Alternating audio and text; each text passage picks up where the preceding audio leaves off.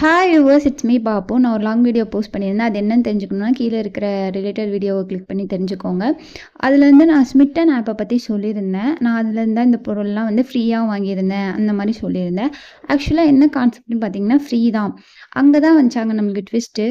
ஸ்மிட்டன் ஆப்பில் வந்து எப்படின்னா ட்ரையல் பாயிண்ட்ஸ் பேஸ் பண்ணி தான் நம்ம வந்து ஷாப் பண்ணுற மாதிரி இருக்கும். ஒவ்வொன்றுக்கும் ஒவ்வொன்று, இப்போ லிப் பாம்னா 2, சன்ஸ்க்ரீன்னா 1, அந்த மாதிரி ஒவ்வொன்றுக்கும் ஒவ்வொரு ட்ரையல் பாயிண்ட்ஸ் இருக்கும்.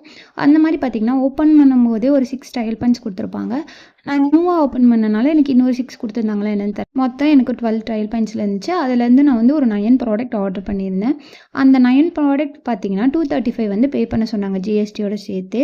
அந்த 235 ரிட்டர்ன் ஆயிடுச்சு. ஆனால் அது எப்படி ஆயிடுச்சுன்னா, அது வந்து 60 டேஸ்க்குள்ளே வந்து அந்த அமௌண்ட் வந்து நம்ம வாலெட்லேருந்து போயிருமாமா. ஒவ்வொரு ஆர்டருக்கும் வந்து 50 தான் கம்மியாகுமா. நான் உங்களுக்கு ஸ்க்ரீன்ஷாட் ஆட் பண்ணுறேன். இது ஃப்ரீயா இல்லையான்னு நீங்களே கமெண்ட் பண்ணுங்கள். இந்த வீடியோ உங்களுக்கு பிடிச்சிருந்துச்சுன்னா லைக் பண்ணுங்கள், கமெண்ட் பண்ணுங்கள், சப்ஸ்கிரைப் பண்ணிக்கோங்க நம்ம சேனலை. டாட்டா.